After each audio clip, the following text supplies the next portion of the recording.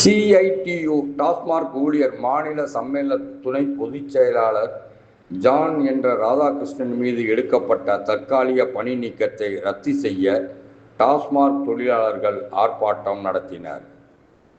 திண்டுக்கல் மாவட்டம் டாஸ்மாக் ஊழியர் சங்கம் பல்வேறு கோரிக்கைகளை வலியுறுத்தி திண்டுக்கல் மணிக்கூண்டு அருகே கண்டன ஆர்ப்பாட்டம் நடத்தியது.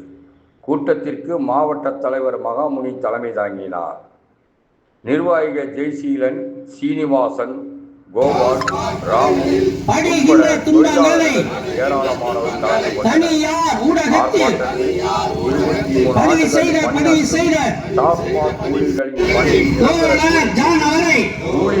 அவல நிலைகளையும் வெளியிட்டதற்காக CITU டாஸ்மாக் ஊழியர் மாநில சம்மேளன துணை பொதுச் செயலாளர் ஜான் என்ற ராதாகிருஷ்ணன் மீது எடுக்கப்பட்ட தற்காலிக பணி நீக்கத்தை ரத்து செய்ய வேண்டும். நடப்பு சட்டமன்ற கூட்டத்தொடரில் பணி நிரந்தரம், ஊதிய உயர்வு கோரிக்கைகளை நிறைவேற்ற வேண்டும். காலி பாட்டிலை திரும்ப பெறும் திட்டத்தில் மாற்று ஏற்பாட்டை அரசு செய்ய வேண்டும் உள்ளிட்ட பல்வேறு கோரிக்கைகளை வலியுறுத்தி ஆர்ப்பாட்டம் நடைபெற்றது.